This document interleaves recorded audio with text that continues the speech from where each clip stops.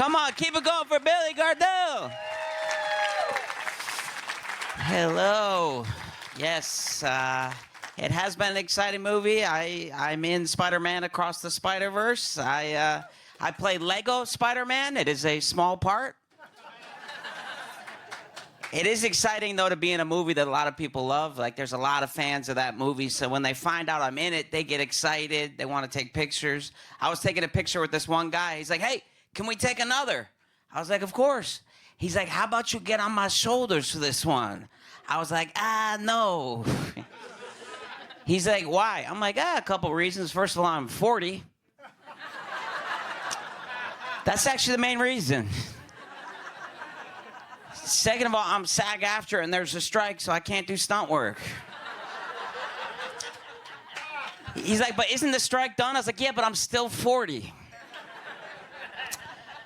I get to tour a lot as a comedian, which is awesome. I was in Hawaii doing shows, and that was awesome, because my favorite thing to do is snorkel.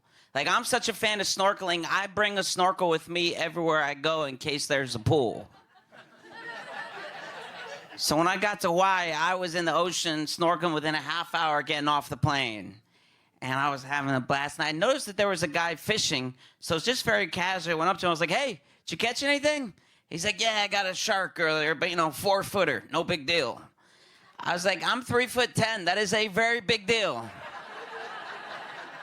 That is my great white, and we are going to need a bigger boat. I'm actually a really good swimmer. I was a competitive swimmer, and then I became a lifeguard.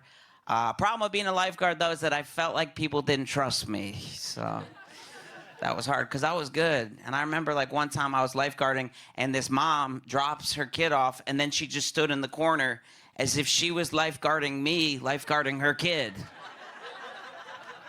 So I went up to her. I was like, excuse me, ma'am, I'm starting to get the vibe that you don't think I could protect your son just because I'm a little person. So I want to let you know I have attention deficit disorder. So if anything happens to your son, it was the guy who physically couldn't protect him. It was because I just wasn't paying attention. Welcome to the team. Yes, life is good, though. I went and visited my family. We had a major reunion. It was all my family. Both my brothers were there. They're both bald now, and I feel like as a little person, I deserve this hair. My mom was there.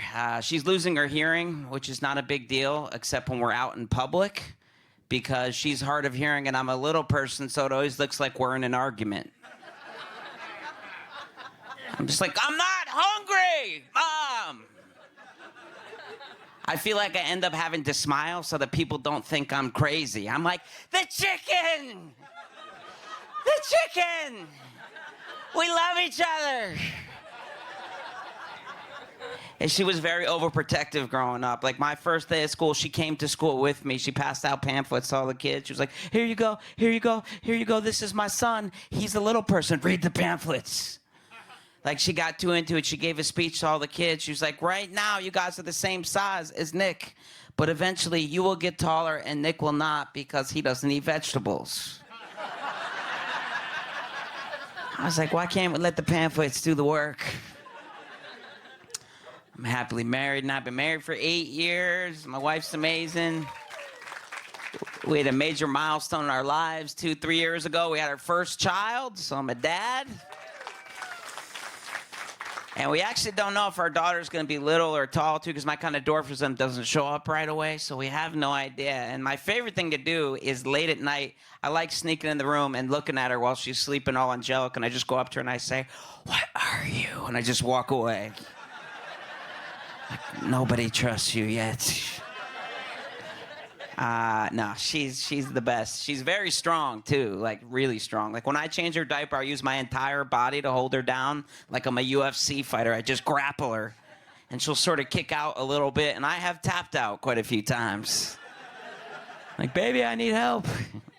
She's strong. Most dads worry about whether they're going to get to that point where their son is going to grow up to be big enough to beat them up.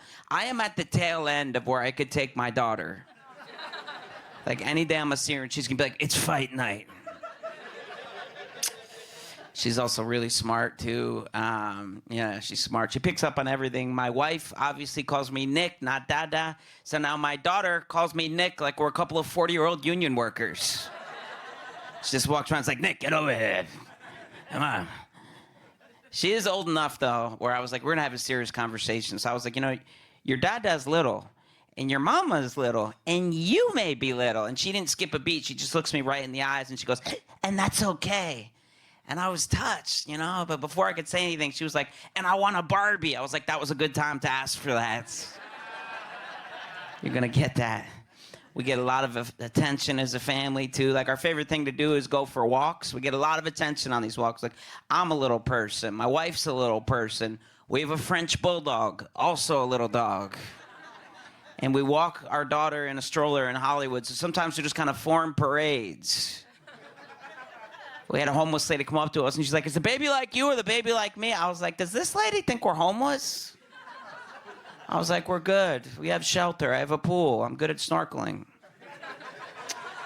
She's like, no, is she tall like me or short like you? I was like, we don't know. She's like, you should check the head circumference at the 3-year mark.